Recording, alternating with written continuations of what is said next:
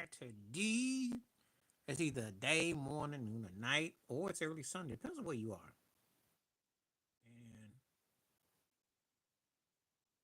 what's going on? We just up here starting off. We're gonna get into this real quick. We're gonna see what we talking about.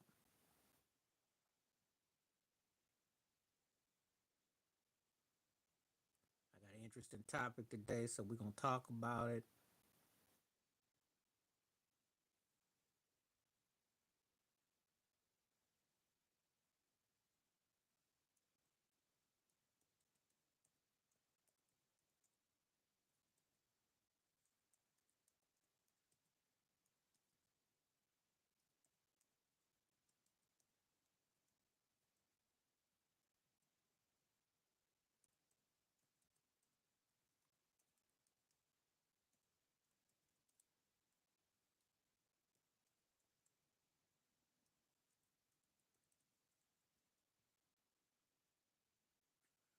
We're getting into this whole thing about ring culture and the whole thing that's going on right now with LeBron James crying out about rings and things. And I'm also talking about the movies and music because, like, people will be quick to throw stats at you. Now, they do have their place. It is a business. Let's not get it twisted. If you're not successful, you're not trying. So it is a business. But do they always tell the whole tale? Do they always tell the whole side? Because just because something is out happening doesn't mean it's the best thing happening. So we're gonna be in here examining that for anyone that comes through today. I thought I would, do a take on that because it's definitely something that people get seduced by. We've all been there. Depending on when you came along. I think right now people nowadays come at me about Drake streams. See, funny story. When I was growing up, we talked about album sales and the charts. Now, somebody came at me about Drake streams a few years ago. And it's very blurry because Kendrick hit big with streams, and you think that everybody, you know, we used to say, well, the levels of the playing field. It's amazing how we get seduced about this culture when everybody's all in the same bag. Pardon me. Because if you are on a professional sports team or a major situation, you're expected to do well. There's no exemptions. No,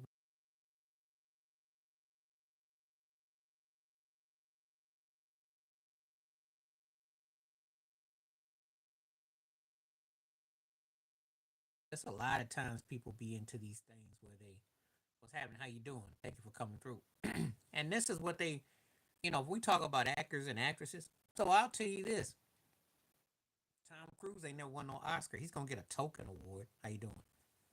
But you're gonna tell me his body work doesn't hold up? Eddie Murphy ain't never won no Oscar, but he's still, So the thing is, you can't compare it to sports because it's music and stuff. Cause there's so much politics, so much involved, or how much more someone's got.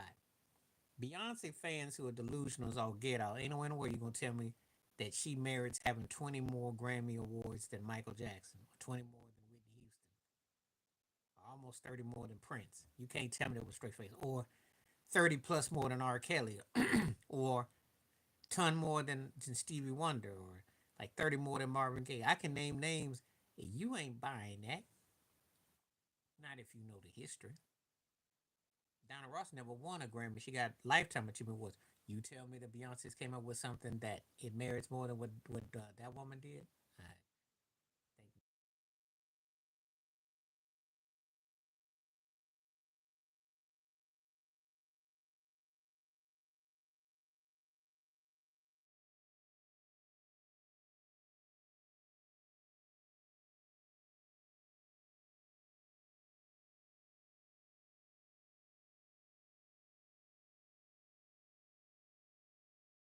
jury and what that has been pushed at it. These award shows, and they throw this stuff at you.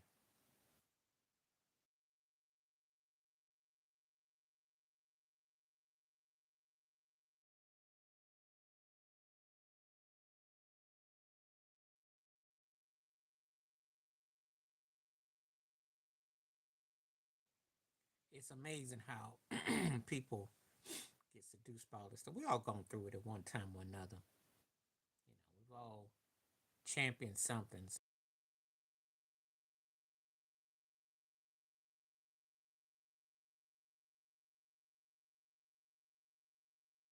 I have been guilty of it. Not gonna deny it. Not how I look at everything.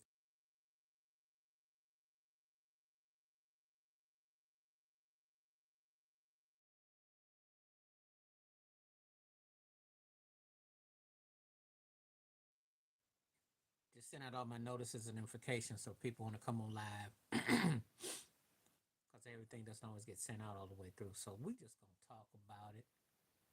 See who shows up.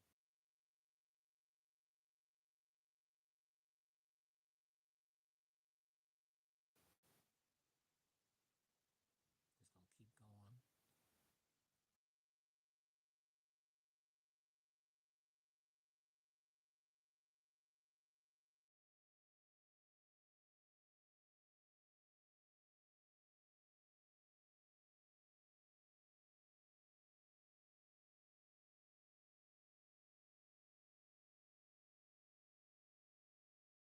Anyway, I just sent out all the notifications, so we're gonna see what we're working with.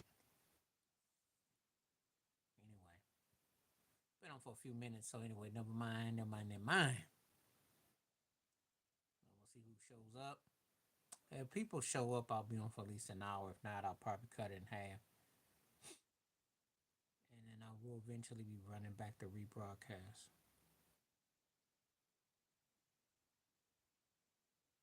So we shall see. I hope everybody's doing good. Hope everybody feeling good. You know, hope everybody's enjoying the warmth of the summer. And we are in officially first full week of summer. Ain't it amazing how fast time go by? I tell a story all the time. Summer is the quickest, hottest, quickest, almost blur of every season. I don't seem like winter lasts forever and a day, autumn and winter. And you get to spring, you get happy. But it just goes by quick. Before you know it, you back to where you were.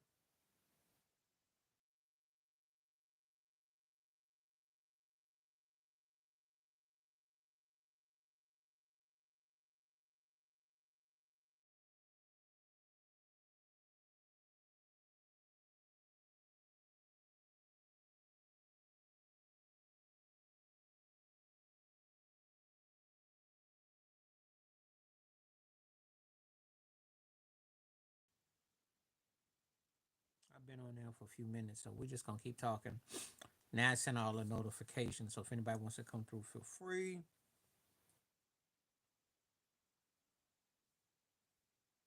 I'm looking forward to the kind of conversation if somebody wants to come through. But anyway, I thought I would talk about this topic because LeBron James put his foot in his mouth. I think he's talking because he can't win another ring, and that he's trying to downplay the jury of it all because he's got his. But he wouldn't have left Cleveland in the first place to go to Miami if he wasn't trying to get a ring. He wouldn't have gone to LA. All that stuff has benefited legacy. It's not done by accident.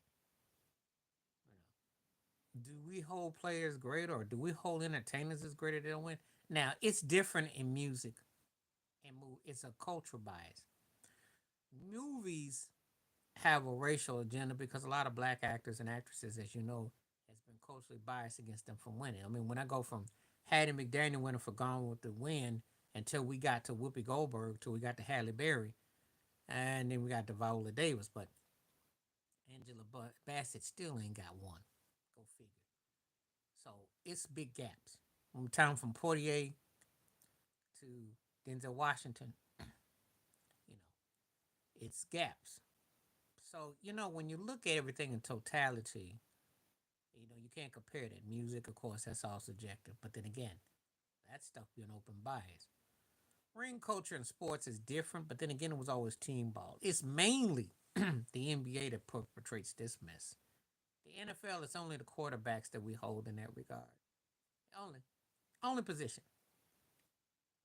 Now, sometimes with head coaches, because Bill Belichick gets claimed, even though you can make a strong case for Don Shula, you can make a strong. Some people say Andy Reid. And what happens if he does win another ring? And he's going to have most postseason wins ever. So does he need as many as Belichick? Six? No, 4 or 5. You know, if he wins another ring, you know, with his success story, there you go. He's 3-2 in Super Bowl. So I think that so much is. I mean, obviously it's about winning. Nobody goes there to be runner up or not to win. But this is just a very tall tale, son. But why is a guy like LeBron James being pushed to set this agenda? I don't know. What is wrong with him to talk about? That's why cats played the game. Bill Russell had to win, and there was no shame in winning. But it's so much about being rewarded for something that you don't really have a say in is crazy. Just your legacy. When people talk about Michael Jordan, 6-0, but it's more than just rings. It's impactful, but he was great at what he did. He worked on his craft. He got better. So when people got so much to say, but when you're dominant in your field or whatever you do, you put the work in. So it's just crazy how people kind of hit with this. But anyway, we hearing it, we seeing it, we feeling it. Still be reverberating. So I just thinking I taking the time out today to kind of address it and see where we are. That's all.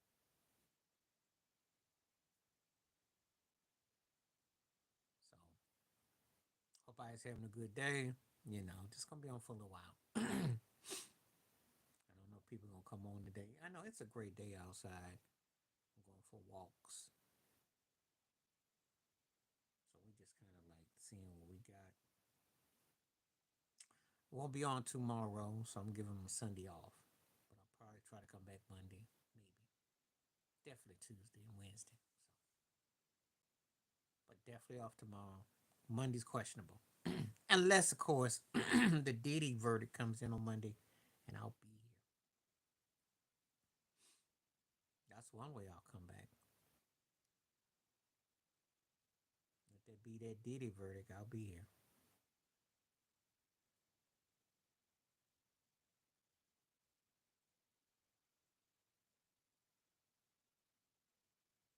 So we shall see. But anyway, see what's going on. It's so quiet so far. But anyway, people coming through, we'll see. I didn't know notifications that go out. I just asked people yesterday if they're gonna come back. I came through the same time yesterday. Sometimes it's hit and miss. There's things that occur. People got lives. Appreciate when people do stop through. Anyway, I will be always talking regardless because then if I set this up to, I'll send it to the podcast and eventually it'll be released. So you will still get a conversation. It's just that there was nobody around at the time to take part in the said situation. But it's all good though. It is all good. We will definitely, it goes out.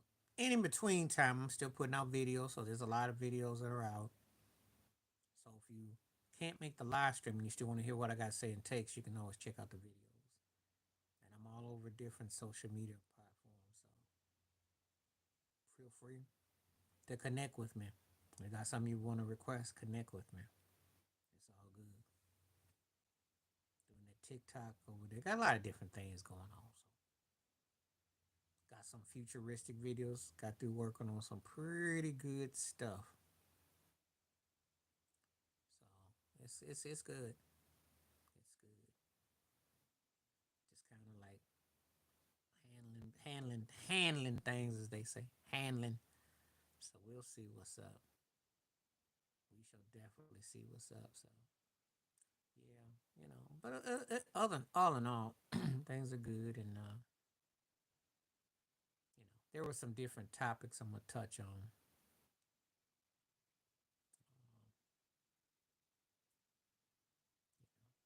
So they be on the lookout. I know it seems like I do, and I sometimes in videos that I work on, already pre-done, so I don't spend all my days just at one. So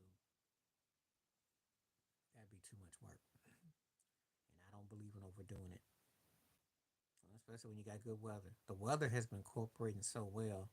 So when there was times when I wanted to just burn down and just do a lot nonstop, but the weather been nice, so it's like okay, get you some fresh air, and you get inspired, then you come back. So, but yeah. But anyway, I still got a lot of different things done. Plus these live streams, working on various projects, and just feeling good, eating good, sleeping good, feeling good. Got some great questions that were asked, which I used for future episodes. So it's some good things. So anyway, I'm gonna look on for a little while longer. People want to come in, feel free, and hopefully I'll be on conversation.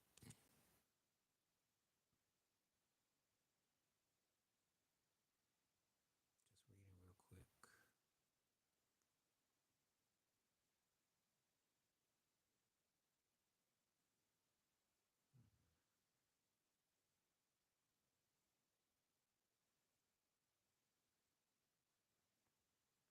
What's happening? Oh yeah, what's up? What's up? Thank you for coming through. Said you're gonna come back today. That's cool. What's on your mind? Feel free to take that poll too, by the way. I still gotta remember your different screen name, but it's all good. Every time I think about you, the one that was the Jimmy Butler apologist. And they disco in the state. I was watching the ESPN. They was talking about the help they need. Oh, it's up there. It's right there. You were talking about what Golden State needs, which I said already. They may have beaten Minnesota if Steph had played. They may have. I'm not going to dispute that, but Jimmy Butler wasn't going to be the reason. He really wasn't that effective in that series against Minnesota. He could still be effective, but they need another gear though. They missing another fire plug on offense and a piece on defense. Okay, that's all. That's how I always remember you because you're on about the Jimmy Butler rant, and we will see. It was interesting take about 50-50%. Some people are favor for it, some aren't. Like I said before, you play to win. They do matter. We do separate because if you're great and you win, but it doesn't carry the same weight in all sports. But it does matter. But I don't think I think I didn't like Jimmy Butler. I thought you were the one that was going on about how big he was going to be for Golden State. Okay, my bad. My bad. Don't get per. Don't take personal now. We just talking about Jimmy Butler. But anyway, they matter. They do matter. If you win, you know. I think about all the hate that SGA didn't caught, and he won. And I'm thinking, well, if he hadn't won, y'all were gonna really load on him. So he's in rare company. And some people don't have to win, and they're gonna be part of the argument, like Dan Marino. Football is different. No other sport holds it against you as much as the NBA does. They don't do that in baseball, and they don't do it in football, except if you're a quarterback. You're a quarterback, they hold it against you. Head coach, running backs, no. You could, yeah. If you ask me about golf, yeah, but when you're dealing with someone like Tiger, because Phil Nicholson blew a lot. He won, but he lost a lot. Tiger Woods was so far ahead that it was crazy. And that's only because Tiger Woods emerged. Before Tiger Woods, they didn't say nothing about it like that because Jack Nicholson was the consensus, or Arnold Palmer. It was limited. NASCAR not the same. Tennis, not really. Not really. There's dominance in men's tennis, but it's hard to, it's subjective more.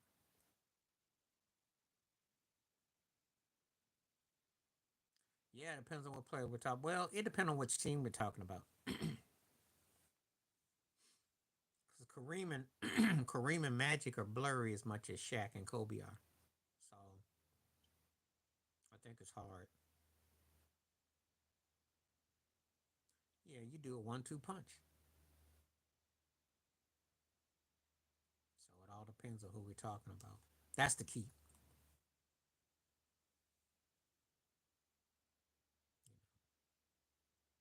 Like you get Oscar Robinson, Kareem Abdul-Jabbar. It all depends on who we're talking about.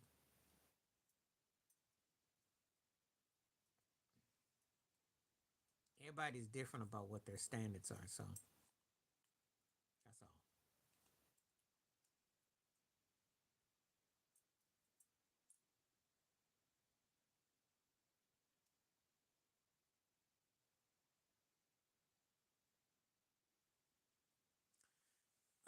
It was a different situation with that argument because Elijah got the love more so. Drexler wasn't the same guy. He won, but it's more about his resume. It wasn't gonna make it. If you were a Clyde Drexler fan and you thought he was a top five two guard, you was a top five two guard. And if you weren't, it didn't make or break him winning the ring with a king. They won together, which they didn't do in college, but it was more about Elijah. So after and in the Duncan Robinson one, same thing. It bought more for Duncan than it did for Dave. Dave got a great career, but if you talk to most people, Dave's a top 7 or 8 center ever, but he ain't never cracked the top five, and he sure second to the four. So if you're trying to use those duets as a counter, that didn't work because Drexler and Robinson. But you did give me an interesting idea, Drexler and Robinson. Thank you though. I'm gonna use that for a future idea though, because that got me thinking about something.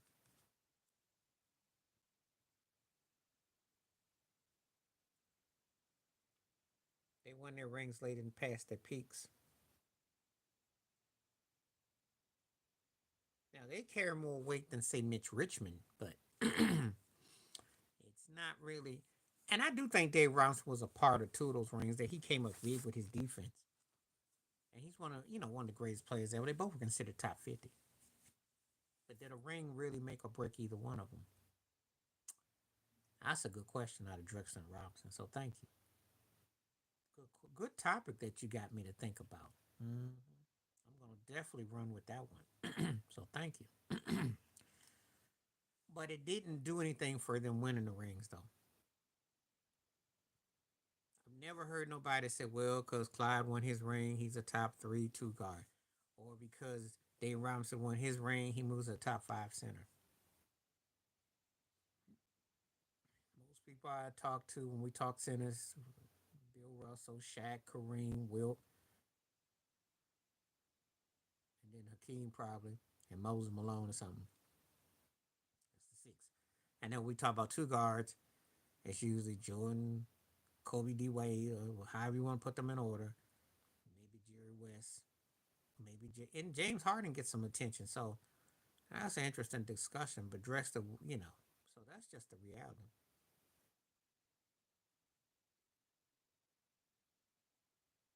No, he can't. But did you understand what I said? I was talking about that the ring didn't really make a difference. That's the point.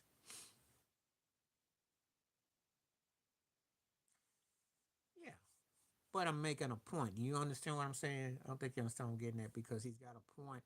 I'm making a point about the ring not really enabling his move. Because if you thought his productivity, because his numbers ain't as high as some of those other guys, but if you thought his greatness was more than it was, he was one of my favorite players back in the day. But the ring didn't make or break it.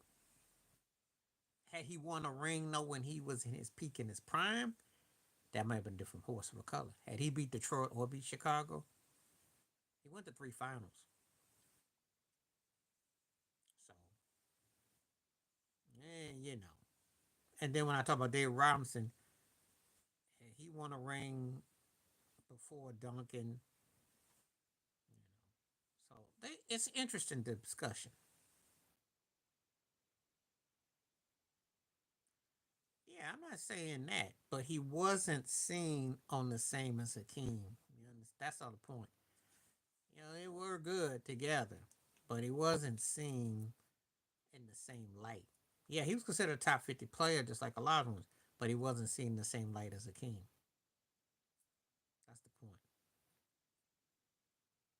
And that's one of the most strangest things to say because you got two all time greats who have been played together in college and they turn around in the pros years later. But 11 years after they were drafted. Mm-hmm.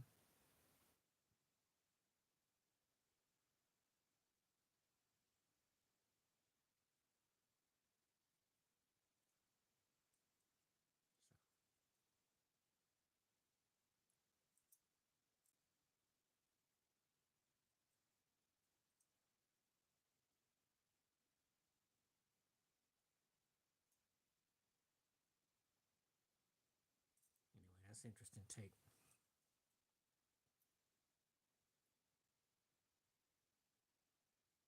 Kenny J. Smith as a player, he's what I call a second and a half tier guard. You know, he hit some shots. He could play all right. He wasn't great. He wasn't no, but he was, he had some better than average. I will say this though. I was a huge Dominique Wilkins fan, but Kenny the Jet Smith beat him in the slam dunk contest in 1990. He did. The Jet got robbed out that dunk contest. They don't talk about it much, and maybe that's why he got the TV gig with TNT. Maybe it's because they down the line they paid him some money to pay back. Dominique got robbed against Jordan in '88. Kenny got robbed in the '90. I don't know, but he had some clutch shots. He should have got an opportunity to be a coach. I think he's smart and he's got some wisdom and a balance. He was a guy who could start and role play. You know, he fit in good though with Houston. Don't get it twisted. Him, Sam Cassell, Marielli hit some big shots. Oh yeah, you got to see the dunk contest because I remembered that thing like yesterday. Listen, you talking to a Dominique Wilkins fan, and I remember watching it that dunk contest, and I was like, Kenny had the box too. He had the top. He got up. He got up, and to me, he beat Neek. And I'm not gonna say that too loud because Neek is one of the my Mount Rushmore dunkers. Neek is either Neek is probably second or third greatest dunker to me. Vince Carter, Dr. J. And those guys are in the top three for me before we get to Jordan and Kenny and David Thompson. But Jet had spring in his behind. You didn't see it, then you don't understand it. He had some spring. He got up. He got up. You seeing him now looking like he looking like a side lawyer the way he is now. But he had spring. Oh yeah, just like Ron Harper used to have spring. But no, Kenny Jet that dunk contest against Neat, I remember. You can look it up. But it's politics. People know they can't give it to no one else. They have to give it. It's always politics involved.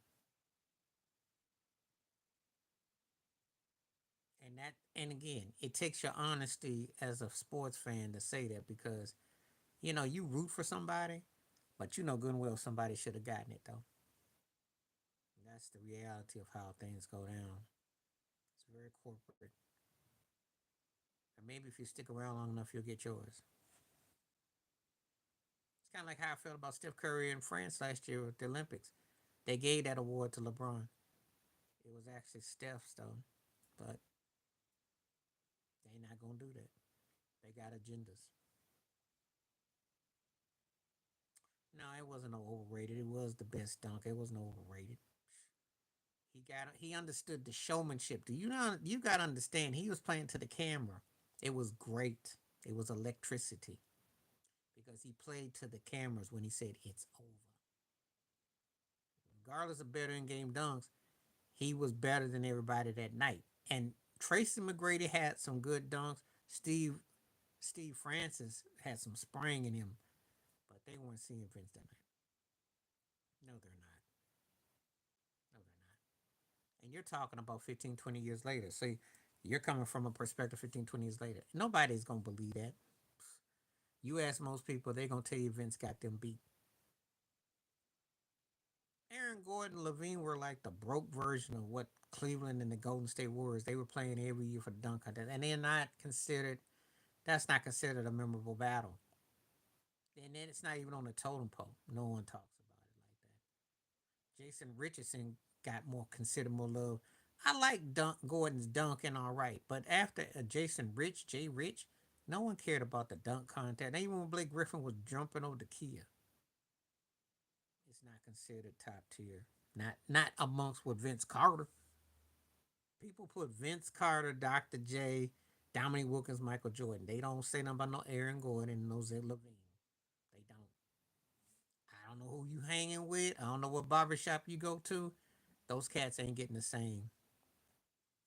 They were good for what they did, but they're not in the same boat. No.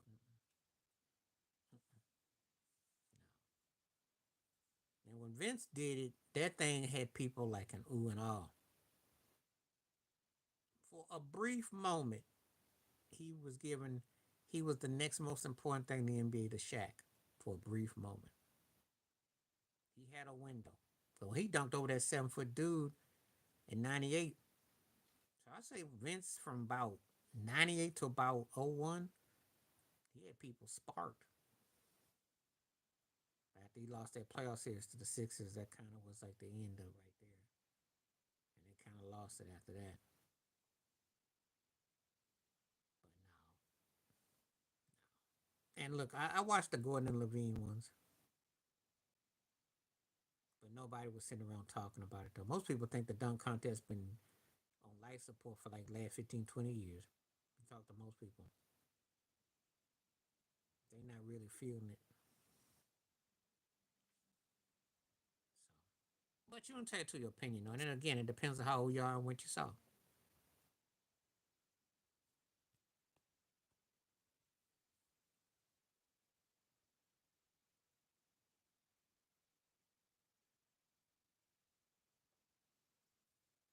One sided for who? Because most people still give Vince the edge. One sided for who? And if you're gonna sit here and tell me that, then you're gonna sit here and tell me that Gordon is considered as the dunker that belongs on the same page with Dominique Wilkins, Michael Jordan, and Dr. J. That's not going to happen. I can look at it, but it don't hit the same. I don't think you understand how that Vince Carter dunk hit. That thing hit. You ask people,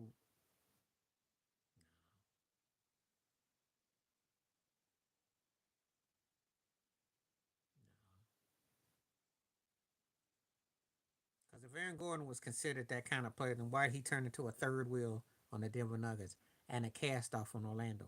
Whereas when Vince was at Vince level, even when he went to the Nets, he was still considered highly sought after, which he was.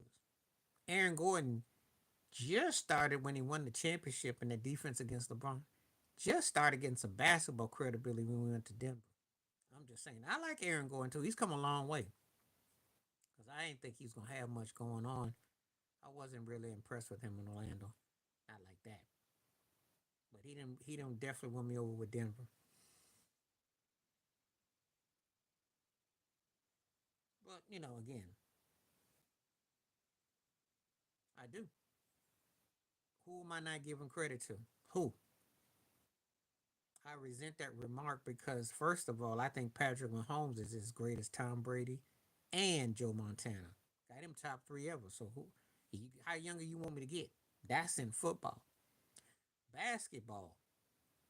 I think SGA is on his way to being an all-time great. I think Giannis Jokic are bad. So who am I not giving younger not credit to? If I see you, I'd give you your acknowledgement.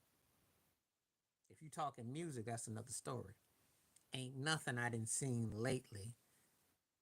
I saw R. Kelly's music and dominance in R&B. I do like Bruno Mars. I think he's one of the best going, but there ain't nothing out here now. And it ain't, if you grow up on certain things, nah. So what you want to talk about? If you think that's the case, it depends. I give credit where credit is due. There's always one or two that come along you can't ignore. I think Coco Graph is good. It's gonna be a long way though before you get to Serena level. But I like Coco. I keep up with what's going on. You just gotta have some standards though. This shouldn't be about a generational talk because I think Vince Carter was better than Aaron Gordon. Let that be something that's more substantial. I'm just talking about a dunk contest. I ain't talking about career. I ain't saying the careers. Because actually, Aaron Gordon got more out of his career than Vince, even though Vince is more talented. So there you go. If you want to go that route, yeah. If Vince had the kind of drive Aaron Gordon had, he might be considered one of the 15 greatest players ever. Definitely near top 10. Because he had way more skill set. He just didn't project it. He didn't have what that guy. I give Aaron Gordon due. Aaron Gordon showed me a lot this postseason. He's the reason why the Nuggets got to the second round. Because without him, they'd have been knocked out in the first round. Probably lost in five. So now I give people their. I don't like when people say I don't. I do. I give people their. I do. I'm not hold up like that. I don't be doing all get off my lawn. But you said I was like that. I think it's because every generation, because of the marketing, you gotta remember something. Well, I thank you, Davy Lewis. I didn't. That's what I was trying to tell the cat above. I see it 98 through '01. We love Vince. What's happening? Thanks for coming through, David Lewis. Yeah. And I'm only nostalgia when it comes to music and movies. But that dunk that he did in Oakland when he put his hand through the rim and said it's over was part of showmanship. He did the same kind of showmanship that Sugar Ray Leonard used to do in the boxing ring. You know, sometimes the showmanship can make it even more the hype because other guys are defeated and deflated. And it was something no one had seen at the time. He did do something. He was must see TV. I'm not gonna say that. I'm not gonna say that. I'm not gonna say that because there are people. Every generation has talent. There's always somebody that comes along that makes you look. The problem is that there's a lot of mediocrity that gets rewarded, and I think that's why you think the cats be hating because you get everybody wants everybody to slurp what LeBron James does or this. That's him. I don't. I'm not like that. Not with everything. I'm like that about music. Yeah, I do listen to music today, but it's not the same. The movies. I mean, yeah, you could get me okay on music. I grew up on R&B, bands, people playing. Hip hop had more depth. I play old school hip hop. I listen to stuff now. And what's goes for now ain't got a lot of depth to it. Cats are half hearted. A lot of mediocrity. You know. So I see people and I'm like, whatever. And the movies, anime, AI, all this, they're making remakes. They all, you know, they've been following the script. So come up with something that makes me go, whoa. That's all I'm saying. If you get my attention, I'm gonna give you your love. If you don't, I'm gonna think that you just stuck. The reason why is because it's so easier now. You got the technology, and mediocrity is allowed to thrive. We didn't get the opportunity to have as much mediocrity be rewarded, and the technology. So all things being fair, that's why some people feel like they do, and I understand it. Okay, let's do that. Okay, okay. First answer to your question, I'm gonna say old school on sports because you had more team camaraderie. But you do have some guys, some sports teams that are coming up, so it all depends on the athletes. The athletes, I think that the teams were better. The athletes, you can make a debate. Movies is old school, and music easily old school. Movies because You actually put the time to watch careers. Think about it. We still got Will Smith, Tom Cruise, Eddie Murphy, people from 40 years ago. Think about it. Who have you got? Music, you know who set standards. They still looking for a new Michael Jackson. Think about it. Clothes never really change. They go back in and out of style. So that one is kind of like that's not really the same because clothing gets regurgitated and reshuffled. You see somebody rocking some bell bottoms, that ain't nothing new. So clothes come and go. I think you can do more with clothing though. If you know how to rock it, you can bring it up new. Because people tend to cringe on the clothing. So actually, I say clothing gets more love.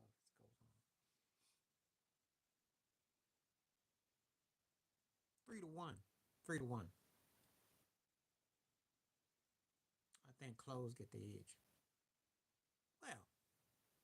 Well, if I mention movies, it depends on what your criteria is. You tell me. Yeah, you got more technology and stuff, but did you see when you saw cats like a Robert De Niro, Al Pacino, Denzel, Portier, cats like that back then? You gonna tell me that there's people that come around here today doing it?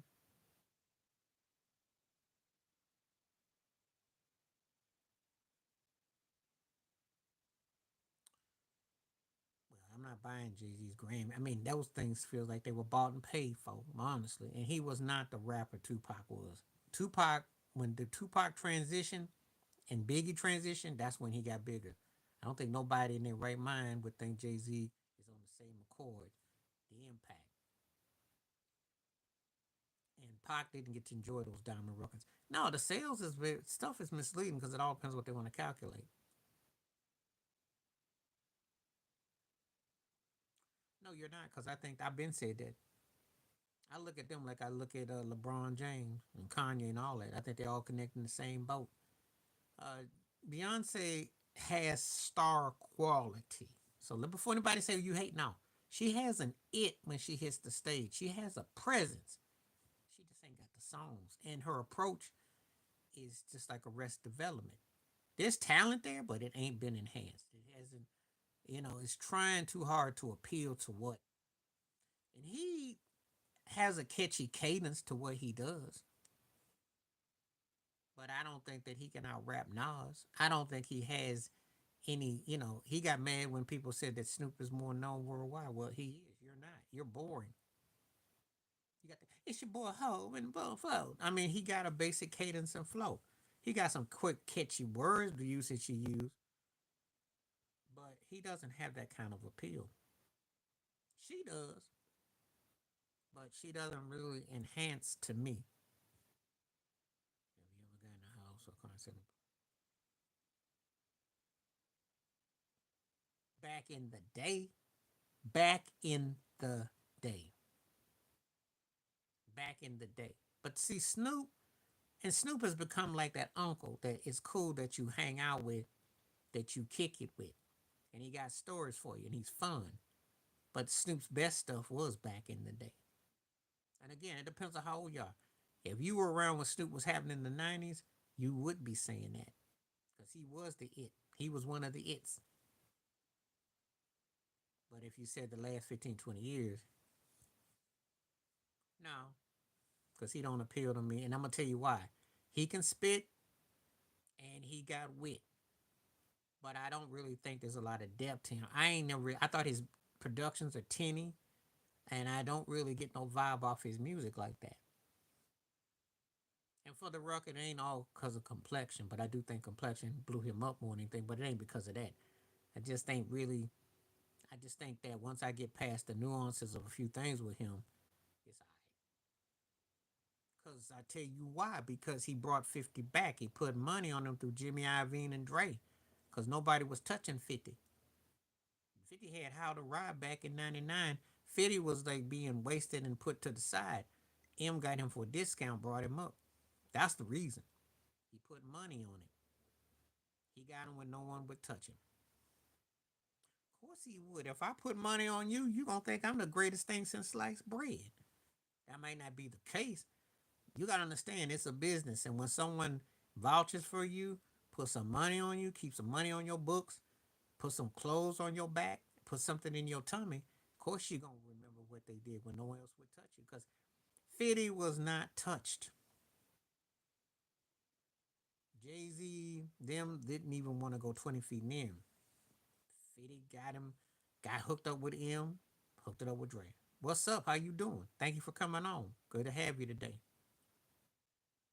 So it's a whole, yeah.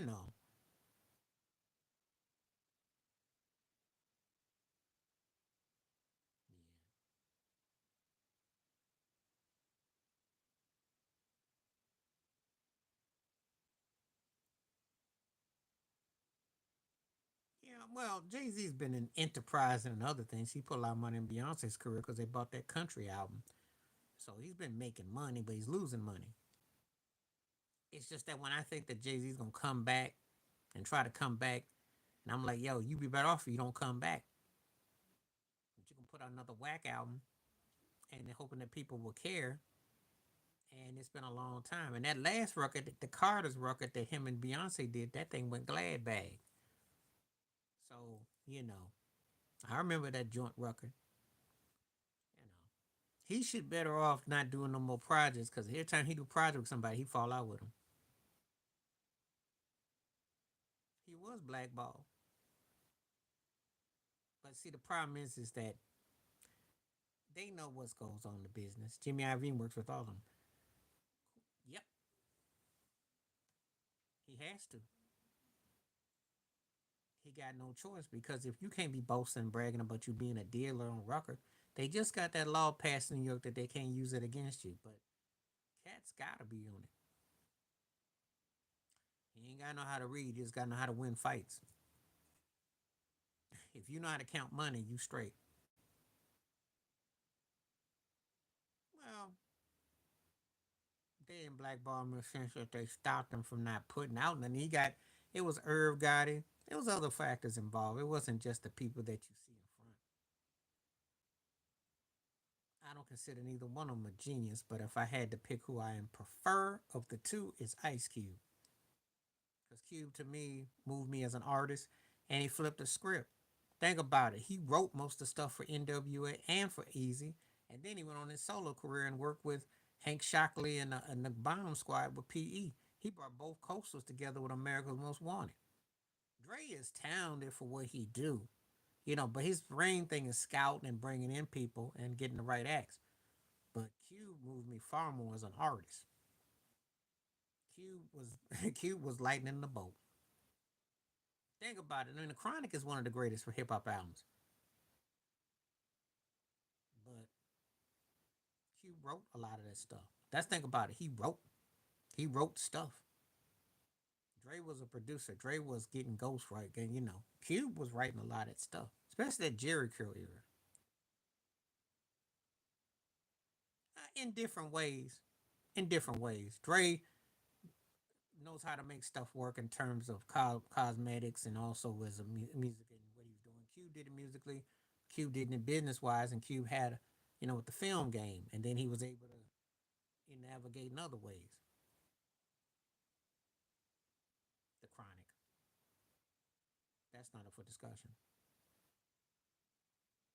Come on now. Because if you were around, that's not even up for discussion. That's not even funny. The Chronic was like it was almost like a thriller for hip hop, especially coming from the West Coast and everything that had happened.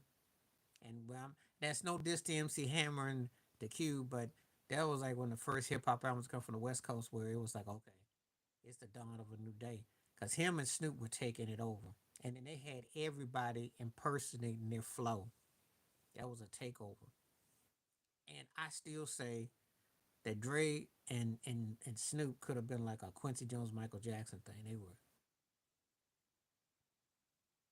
No, it's not a dumb question because if you weren't around not to know, you may not know. And I'm not going to, I only say that because sometimes people weren't around not to know.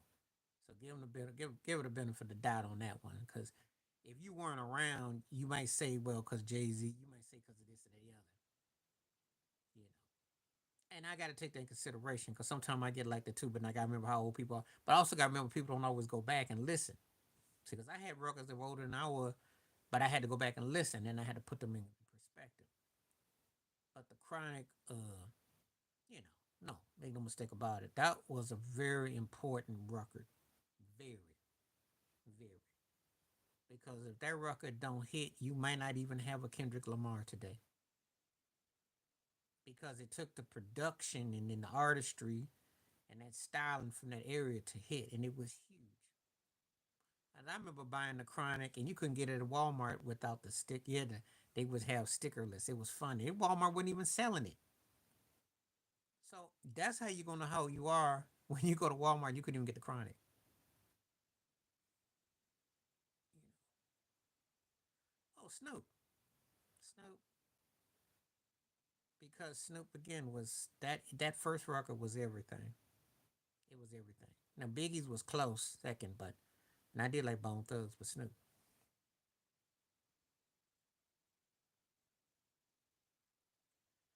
She because she told the truth.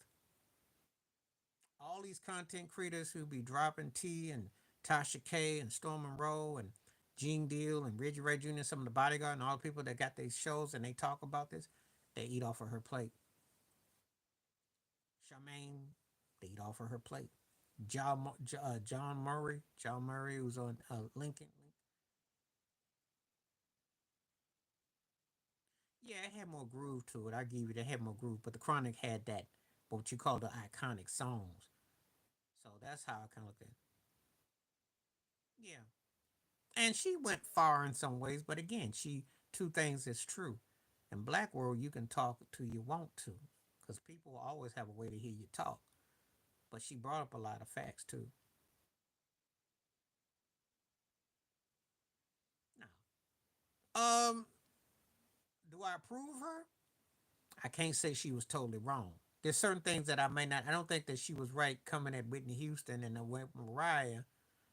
But let me say it like this: if Wendy was white, she'd have been as big as Kurt Loder. If you know who he is, she would have been like Geraldo Rivera. You know, so she didn't do anything that wasn't off. It wasn't off limits. I don't want nobody agreeing with my. Okay, but all I'm saying is I agree with what she was saying in terms as a journalist. She was legit. You know, she said everything that was true about Diddy. She was 100% about a lot of things. It's just that she said that 30 years ago when nobody wanted to hear it. And they didn't want to hear it because they wanted to make money off of it. And when they want to make money off of it, it's like getting your broom out and you sweep it underneath the carpet and you hope that no one sees the puff of the clouds. That's all. So she wasn't wrong. You I don't have a I bought her book and I read some parts that she said back in the day. I didn't agree with everything, but she outlined what she saw. And she would tell you who the players were. She talked about Jimmy Iovine and Clive Davis. She tell you about what was going on. Suge got on her, got in a limo with her. Everybody that was anybody went through her. So she, how bad was she? I saw R. Kelly do a whole interview in her car. Prince got with her, Michael Jackson, everybody. Well, he always was mocking, emulating somebody. It's just that he had a catchiness about him. Oh, because Whoopi was kind of like druggy, you know. But she is more. I'll say this: she sounds more reasonable than Oprah Winfrey do. At least with Whoopi, I don't get the sense that I believe when she feel like she feel about something. She don't come across like she's up there toe tapping at every event, trying to be in all as Suge would say, all in the pictures and the videos. Jay Z always been like a mimic. I mean, most of them are. His cadence. You gotta remember, you know, he came up with Jazz O back in the late '80s. You know,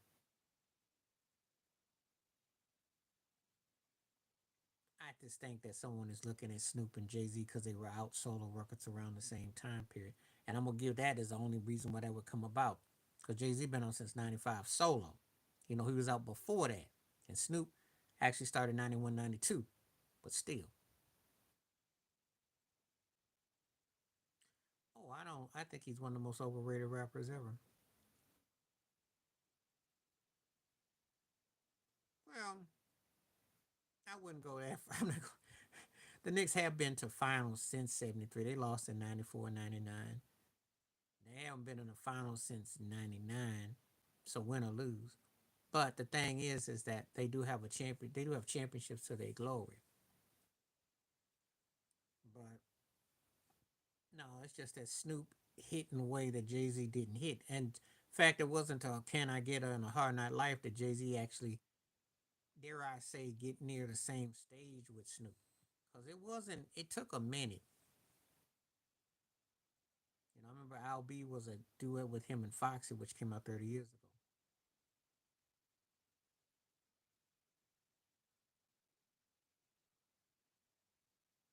Oh, '92, because Deep Cover. Before that, because they did the Deep Cover for the soundtrack with Lawrence Fishburne, the movie. And then when they did Nothing But a G Thing, and then people waiting on the record in '93. Most people are telling you the truth. She is overrated to me. Homogenized singing,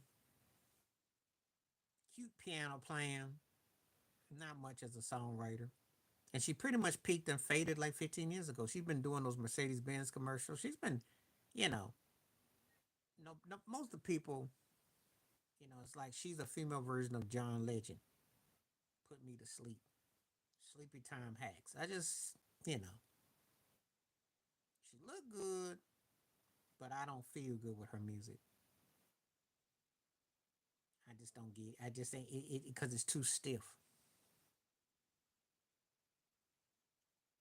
She was worked. Oh, who's her boss? Clive Davis.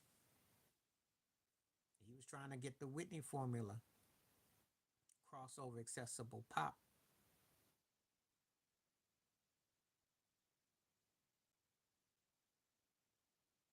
I'll take your word for it. I don't have a Jay Z record that I like, so I take a hits from him. Probably Blueprint. Probably. Oh yeah, yeah, yeah. I heard you the first time. That go without saying. You don't have to have more talent. You know, if you got the right songs and you catch on with the people, that's what it's about. It's not about how talented you are.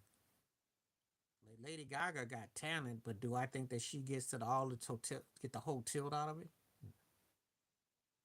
Gaga might be the most talented female artist in pop world, but she got more. She probably got more talent than Bruno. But if Bruno got an understanding of the pen, Bruno know how to write a hit song, and he more smarter with what he do.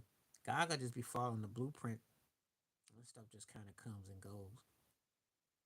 She got talent, but see if you don't know how to use it, it ain't worth much. So what you're saying is true. Because Britney was a movement. Britney had it going on. Britney was like, I'd say from about what, 98 to about '03, '04, she couldn't do no wrong. She got about 5 or 6 years she could do no wrong. All the way to that greatest hits album.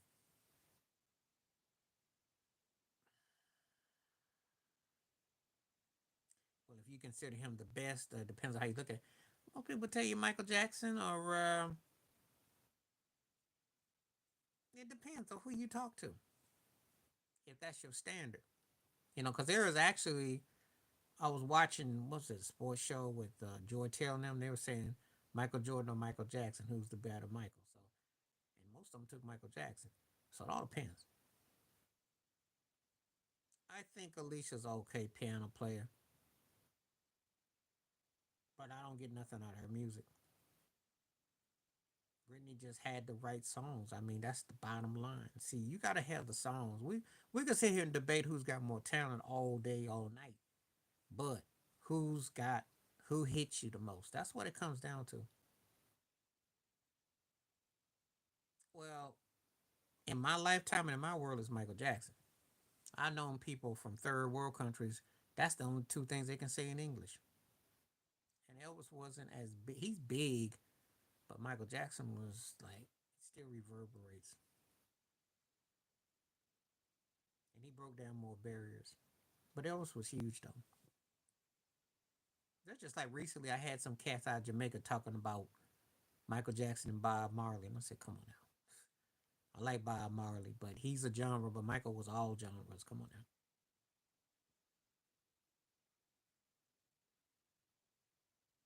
Mm,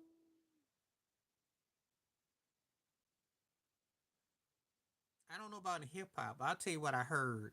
I'll tell you what I heard. Kobe was compared to R. Kelly. That's the one I used to hear. Um,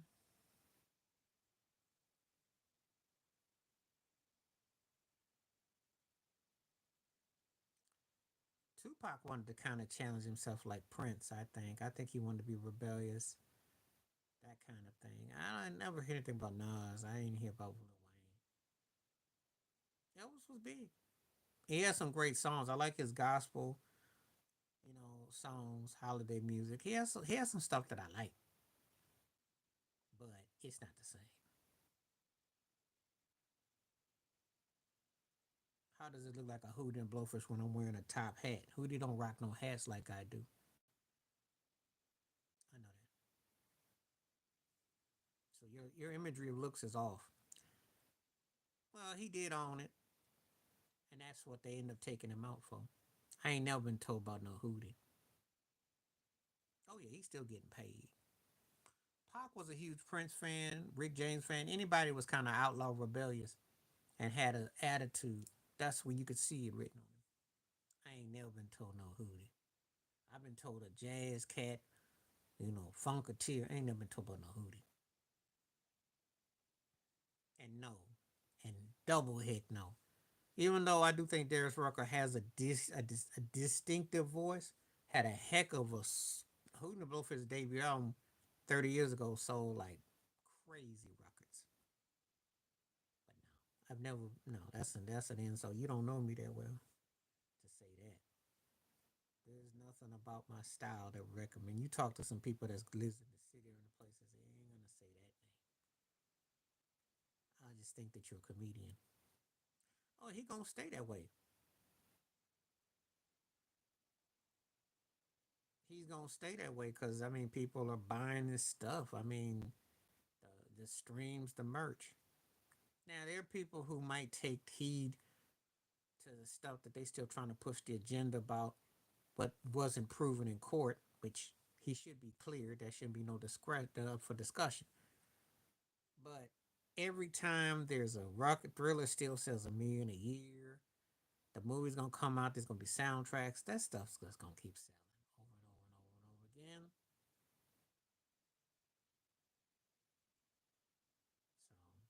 So it's not gonna end. There are people who just don't like the fact that they don't like the fact about what he was about. But anyway,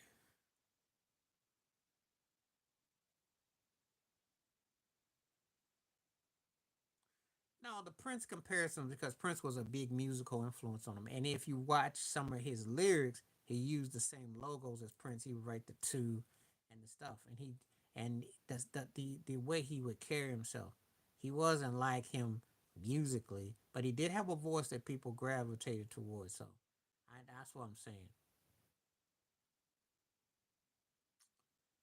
Well, Trey Songz was more compared to R. Kelly, Breezy, Usher, Bruno, Beyonce. Yeah.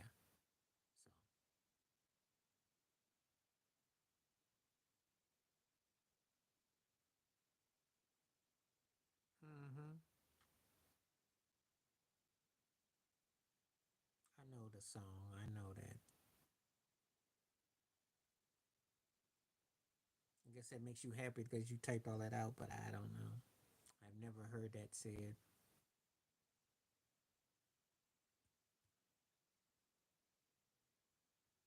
Yeah, Yeah, I know what song it came from because I remember how big they were 30 years ago, and Dan Marino was in the video in the pickup truck. I know. And no one saw that record selling like that either. They had one of the biggest selling debut albums ever. He did a neo soul album. Now he's doing country. There is Rucker. Don't ask me what happened to the rest of the Blowfish. I'm sure they invested their money wisely because we had to know that wasn't gonna last long. And you ain't gonna come out your first for selling 15 million records. They were huge though 30 years ago. I thought it was impressive that he came out sounding like a black version of Eddie Vedder at the time from Pearl Jam. That's what threw me off for a loop. And that was real popular back then because it was Blessed Unions of Soul. I remember Crack Rearview was huge. I was back when people still bought records though. Really bought them. Before everything was overpriced now. And if you do buy albums, but they don't really even count for much because they only count for a small fraction because everything's about streams. So we don't know who's selling what. The stream hustle culture.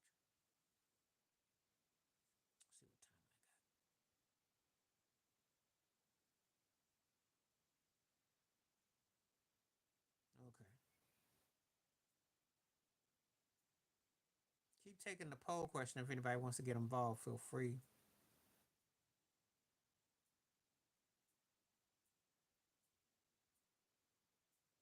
Yeah, I'm all familiar with everybody being the next Michael Jackson. I think I said before, half a century they've been doing it from Donny Osmond to Beyonce and everybody in between, Bieber and all that, Bruno, all that. He was a standard.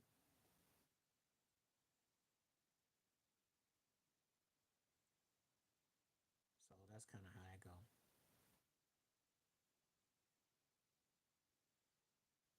Okay.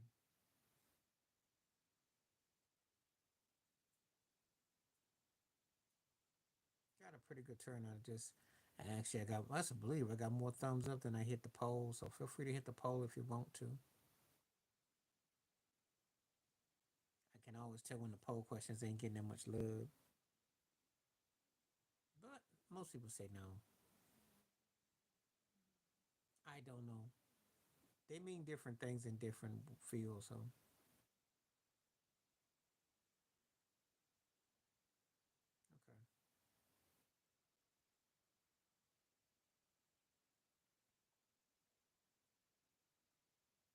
we gonna see what we got right here.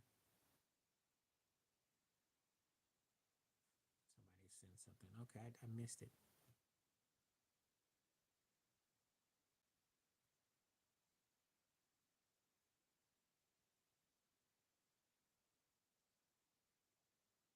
Oh yeah, that's cool. That's cool. That's cool. That's cool.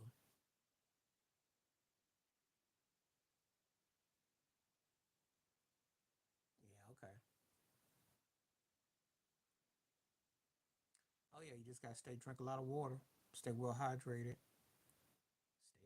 Stay well hydrated. It's all good. No, you're not mean. You're not mean. I know where you were getting from. We were talking about a certain discussion. I didn't look at it as mean. I think that you were defending. I like the passion when we talking about our artistry and when we talking about something. No need to apologize if you're defending what you're defending. There's a difference between defending that and then just being outright mean, and that's not the same. So I got it.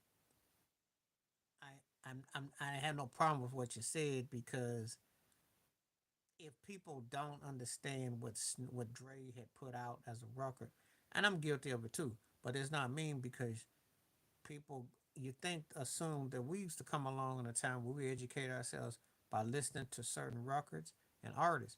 So we got to a particular point, we would be ready to have those discussions.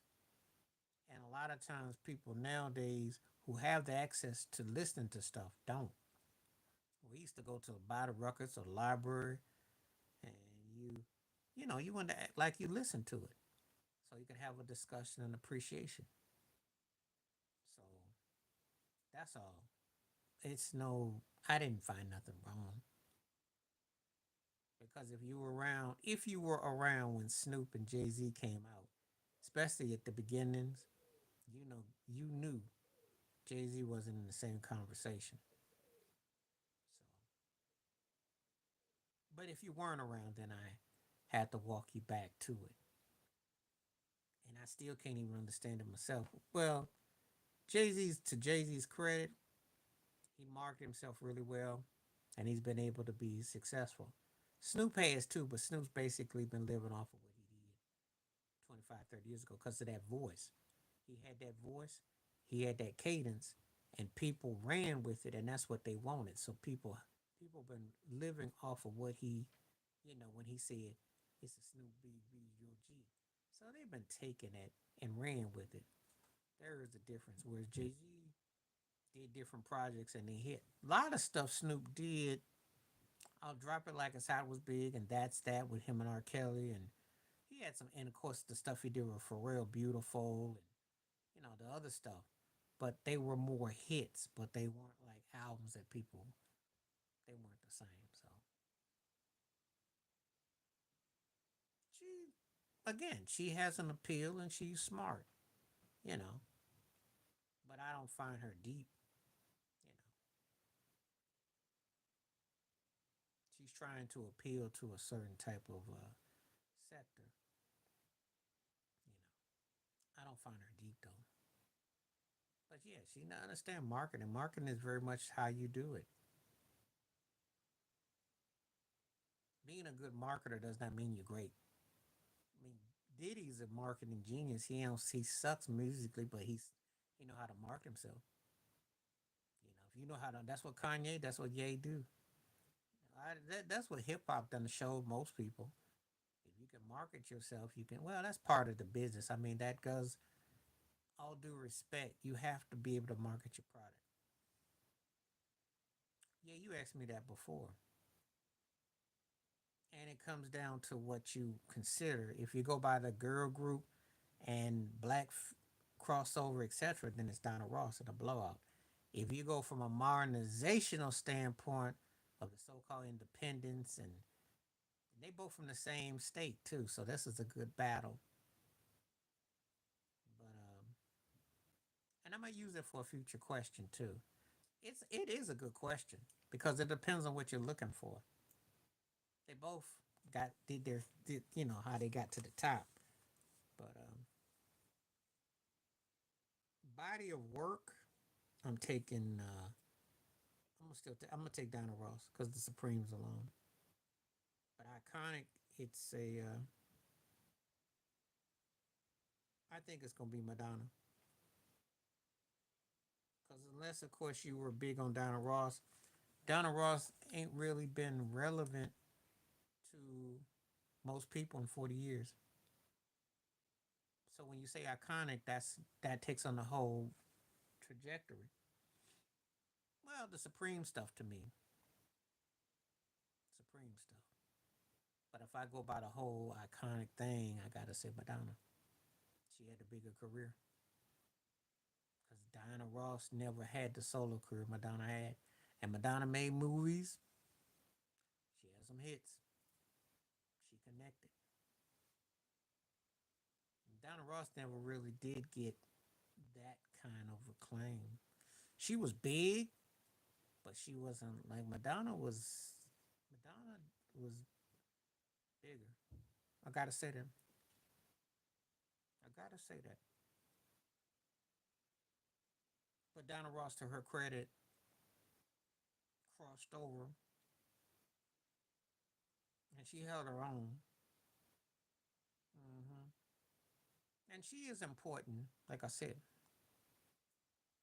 But musically, that's tough because Madonna had a longer run.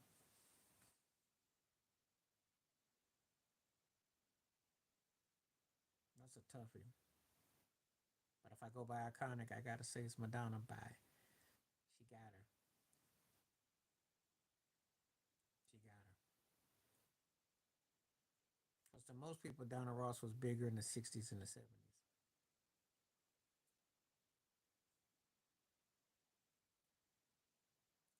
So that's a good one, though. I'm going to use that for a future one, though. use that one for more iconic, and how that changes over the course, because that's not just yeah.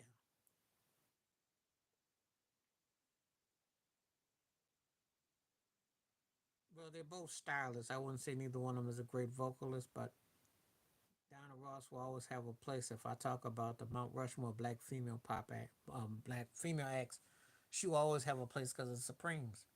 You can never talk her because she was the leader, and they were to me the standard girl group.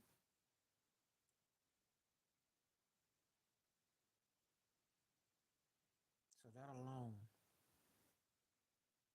she ain't no singer. She's a stylist. You think Donna Ross could hold a candle to Aretha Franklin or Gladys Knight or the Shaka Khan or to Mavis Staples? It was decent. It's a stylist. Donna Ross is a stylist, just like Janet Jackson's a stylist. That doesn't mean you can't do songs and stuff like that, but we don't sit around and hold you as this. Like Rihanna is a stylist.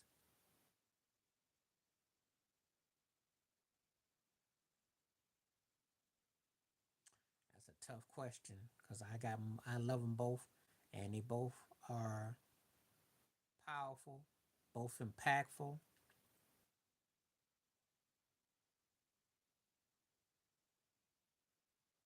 Yeah, I'll give you that.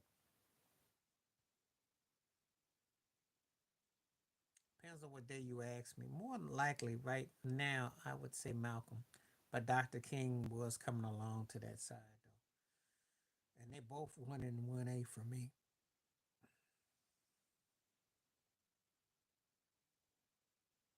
because they were both saying certain things, but in different ways, but with their experiences.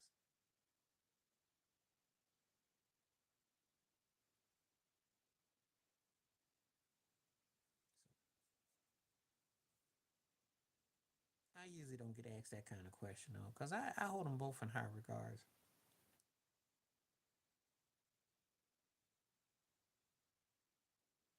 That's somebody else's narrative. Before Dr. King transitioned, he was talking a lot like MLK. I mean, talking like Malcolm, and Malcolm did come around when he left the nation. They were in the betterment of what they had experienced. They were just guys who approached it differently, but they both were both against racism, institutionalized, systematic, and they both was trying to see that black people got their fair balance and rights. So they weren't that dissimilar. Not at the end.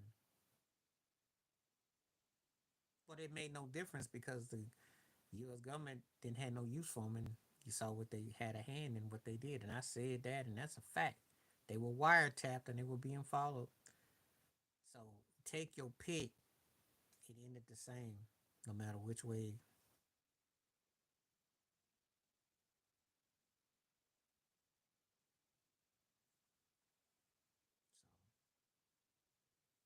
So when you ask a question, you should be prepared for the answer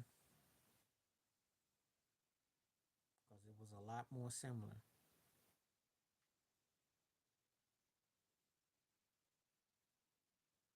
and they both ended up being.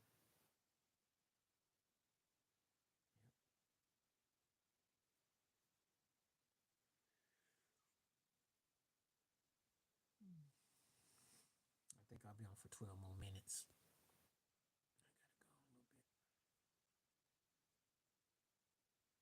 I got 15 more.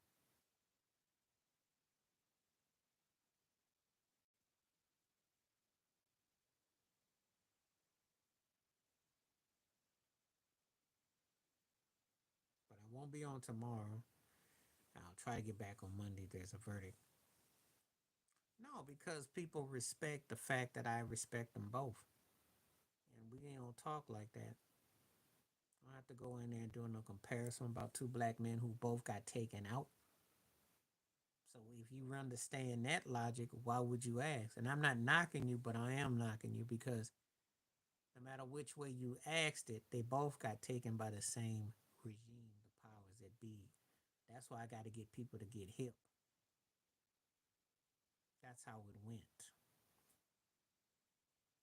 and they both were wiretapped and being followed and all the other stuff, just like the Black Panther Party was, just like Medgar Evers. So when you understand that, it didn't really matter because they both got took out. They didn't. It's just like when people ask me about Michael Jackson and Prince. I said they both end up working for major labels. They were both R&B pop crossover acts who versatile music. Now one guy played more instruments and he did vocal stuff, but at the end of the day, they were both trying to sell records and they were part working for a plantation. I mean, a record company, and they were being marketed. But hey, it's all things. It's still entertainment, and they both fall on the path, and they black and they get linked together. But it's all the same at the end of the day. Just like Pac and Biggie, different approaches, but they still trying to hit the same markets, and it's all tied together. And you see this same old stuff. That's why I don't be buying into this rivalry and all this mess. You're gonna find that out about Kendrick Lamar and Drake. You doing diss tracks, but you still selling for the same plantation and you still working it. So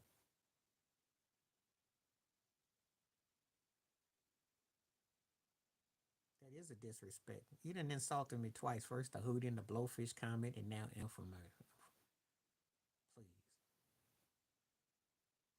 I can speak my mind and I can give in total discussion.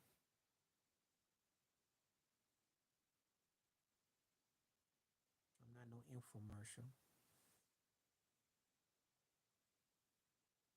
I give it two perspectives how they become as one. It's like when if you ask about the Democratic Party and the Republican Party, and I have people who be ignorant and try to come. Yeah, because I'm not no infomercial. I'm intelligent. There's a difference between being intelligent and an infomercial. I'm speaking some facts that are tile. Because you said information, informational. You said no disrespect. If you say no disrespect, that means that you implying that you're gonna be disrespectful. When I gave you the reason why Malcolm and Dr. King, because of how they were both taken out, there was nothing different. And the reality is if you do your homework on it, you'll see that hey, it really didn't. They were both being wiretapped. They were both seen as problematic for white America and a problem with the influence and impact they had.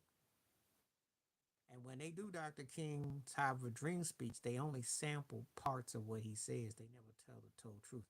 They never say that he wanted reparations. I don't know. I read that wrong. Those were your words. You said no. You said you just seem informational, no disrespect, respectfully.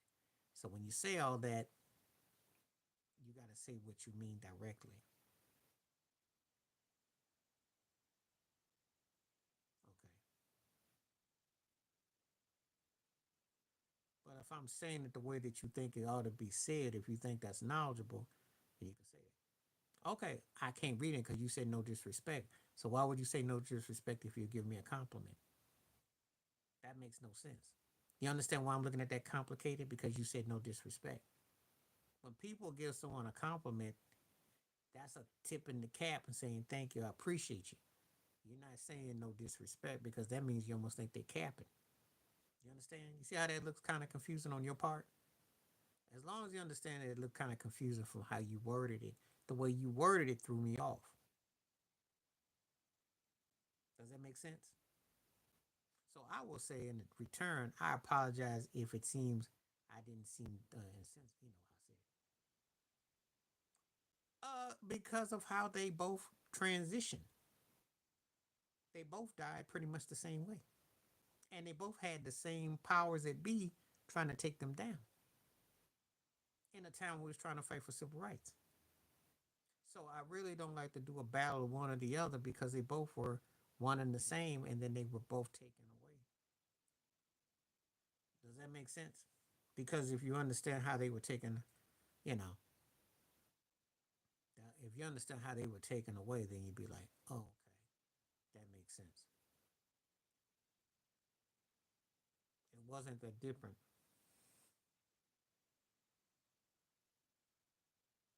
Just because Dr. King said take turn the other cheek, that didn't mean he stopped going. still kept persevering. It didn't make no difference. Malcolm, it didn't make no difference. It didn't make black folks boycott the system.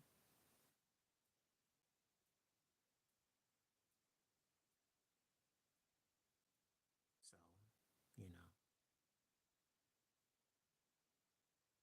that's the reality. He didn't push for no more violence. He said defend yourself. How is he pushing for more violence? He said defend yourself. Because if you see people getting lynched and they talk about barbecues and all other stuff, which is code word for what they were doing, how is that pushing for more when it's been happening to you already? See, there's this so-called agenda to make you feel less than, but yet to tolerate what's going on. Oh, I've heard. Yeah, well, I remember I read on the guys and I heard about the stuff, but I don't buy it. Mm-mm. You can't be more than what you're already into. Did you hear what I said? You can't be more than what you're already into. America's violent already. So how are you going to be more when it's already that's part of the core? That's what they're about. They have a history. They had a history before there was a Malcolm X. Aretha Franklin, that's not even a fair question because Bessie was a different. She was incredible blues. I had her box set, and I'm gonna tell you something. Bessie Smith was like a precursor to Biggie, but she just sung the blues.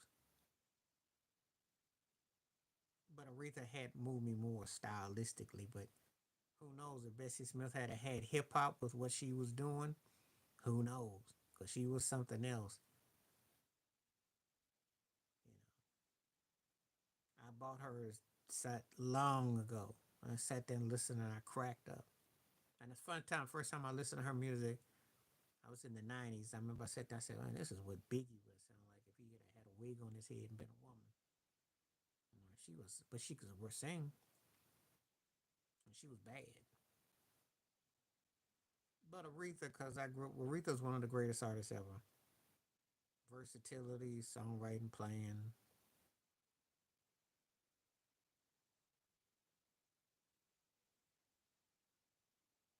Good question though, but not that hard for me though. And it hit me in two different ways too. But Bessie Smith was inspirational to Janis Joplin, so if you heard the story, you know the story.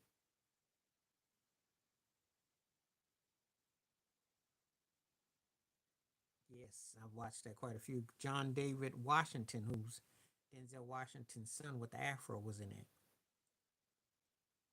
based on a true story. And David Duke, for the record, that guy's been around forever. He's got to be pushing about 200 years old now. Cause I was a little boy when he was out. Yeah, I liked it. Wasn't that long ago. Prince, "Mary Don't You Weep" was used at the end with Spike Lee. That was sad at the end. Yeah, it's a real reality,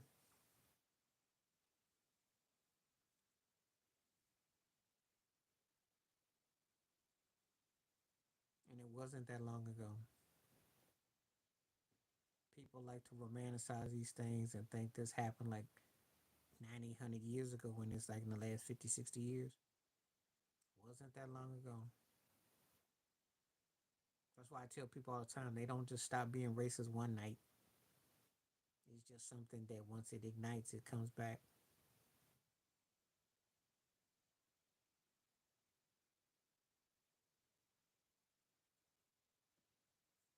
So that's what's up.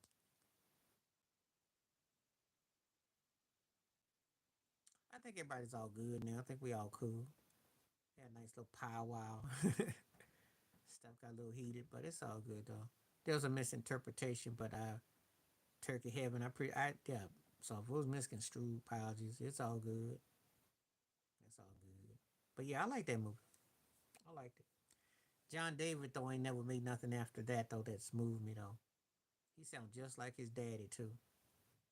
He's got his voice. He's got his daddy's voice. He just doesn't have his daddy's charisma though to carry movies though. Yeah, I also watched it again recently, but it's not the kind of movie I can watch over and over and over and over again. Though.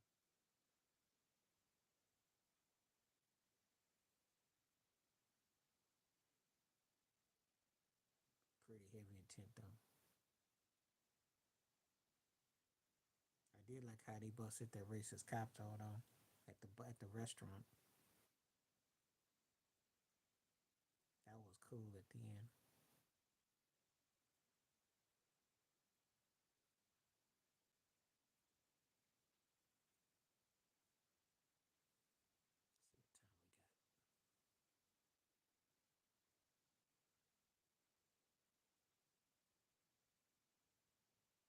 got. All right, let me see if anybody's coming through.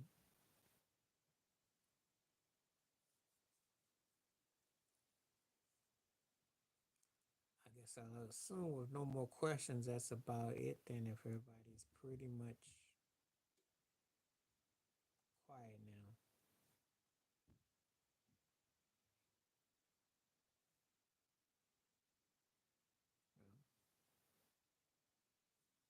Well, we had a good day today, though.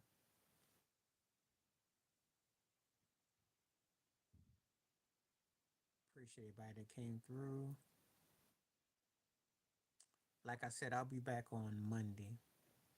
Taking the day off tomorrow. Sunday gonna lay low. I'll be back on Monday though.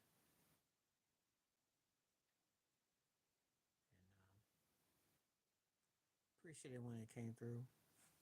Last of the questions did they ring culture? So no. People said no. Interesting take though. We'll see though.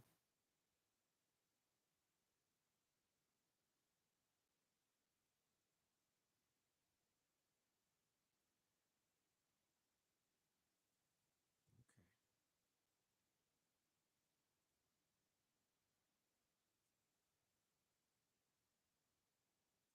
I think we gotten everything with that though. So I'll just looking at everything real quick. Had doing a rubby dubby dub.